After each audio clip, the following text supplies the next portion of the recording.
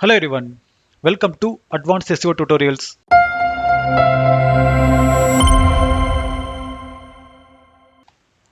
இந்த வீடியோவில் நம்ம 302 ரீடைரக்ஷன் அப்படின்னா என்ன, அப்புறம் இதை ஏன் டெம்பரரி ரீடைரக்ஷன் அப்படின்னு சொல்றாங்க, அப்புறம் இந்த ரீடைரக்ஷனை நம்ம யூஸ் பண்றதுனால எந்த மாதிரியான SEO பெனிஃபிட்ஸ் எல்லாம் நம்மளோட வெப்சைட்டுக்கு கிடைக்கும் அப்படின்றத பத்தி நம்ம டீடைல்டா பார்க்க போறோம். ஸோ நான் ஆல்ரெடி சொல்லியிருந்த மாதிரி வெப் சர்வருக்கு ஒவ்வொரு நம்பருக்கும் ஒவ்வொரு ஸ்டேட்டஸ் கோட்ஸ் இருக்கு. ஸோ இந்த 302 ரீடைரக்ஷனோட ஸ்டேட்டஸ் கோட் பாத்தீங்க அப்படின்னா டெம்பரரி ரீடைரக்ஷன் தான். ஸோ லாஸ்ட் வீடியோவில் பார்த்த 301 ரீடைரக்ஷன் பார்த்தீங்க அப்படின்னா அது பெர்மனன்ட் ரீடைரக்ஷன்ஸ். அதில் உங்களுடைய பழைய பேஜில் இருக்கிற SEO வேல்யூஸ் எல்லாமே ஒரு நியூ பேஜுக்கு நம்ம ட்ரான்ஸ்ஃபர் பண்ணுறோம். ஆனால் இந்த 302 ரீடைரக்ஷன் பார்த்தீங்க அப்படின்னா அந்த SEO வேல்யூ எல்லாமே அந்த பழைய யூஆர்எல்கே இருக்கும். ஆனால் அந்த SEO வேல்யூக்கான சிக்னல்ஸை மட்டும் புது யூஆர்எலுக்கு கொடுப்பாங்க.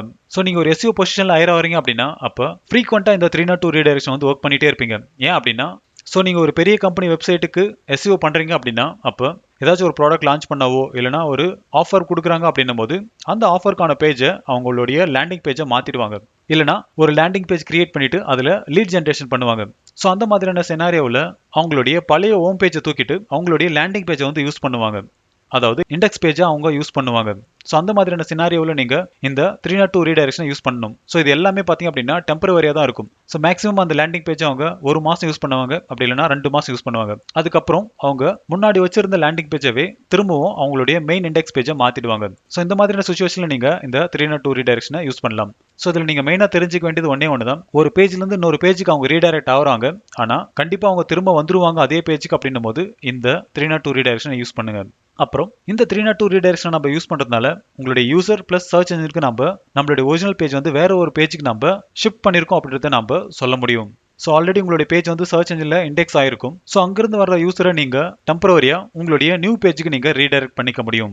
ஸோ இதுலயும் உங்களுடைய பழைய பேஜ்ல இருக்கிற ரேங்கிங் பவர்ஸ் எல்லாமே உங்களுடைய நியூ யூஆர்எலுக்கு ட்ரான்ஸ்ஃபர் பண்ணிக்க முடியும். ஸோ அதனால எந்த ஒரு SEO வேல்யூஸும் இங்க டிராப் ஆகாது.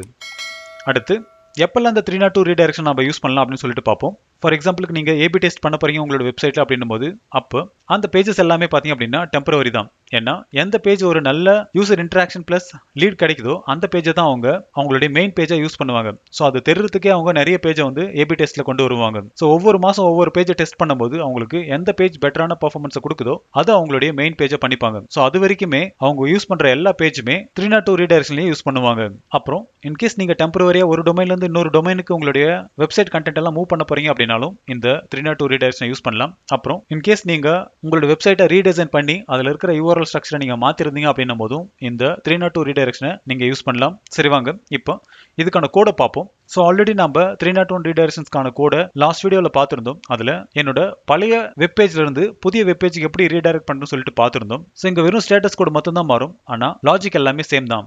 ஸோ ரீடைரக்ஷன் 302 உங்களுடைய ஓல்டு பேஜ், அதுக்கப்புறம் உங்களுடைய நியூ பேஜ் இதை நீங்க கொடுக்க வேண்டியிருக்கும். அடுத்து பாத்தீங்க அப்படின்னா உங்களுடைய என்டையர் டொமைனை வேற ஒரு டொமைனுக்கு மூவ் பண்றதுக்கு இந்த ரீடைரக்ட் 302/ உங்களுடைய நியூ டொமைனுக்கான வெப்சைட் URL நீங்க கொடுக்கணும். ஸோ அப்படி கொடுக்கும்போது உங்களுடைய பழைய டொமைனுக்கு வர எல்லா விசிட்டர்ஸுமே உங்களுடைய நியூ டொமைனுக்கு வந்து ரீடைரக்ட் ஆவாங்க. ஸோ இதை நீங்க டெம்பரவரியா யூஸ் பண்ண போறீங்க அப்படின்னா மட்டும் இந்த 302 யூஸ் பண்ணுங்க, அப்படி இல்லை அப்படின்னா 301 நீங்க யூஸ் பண்ணுங்க.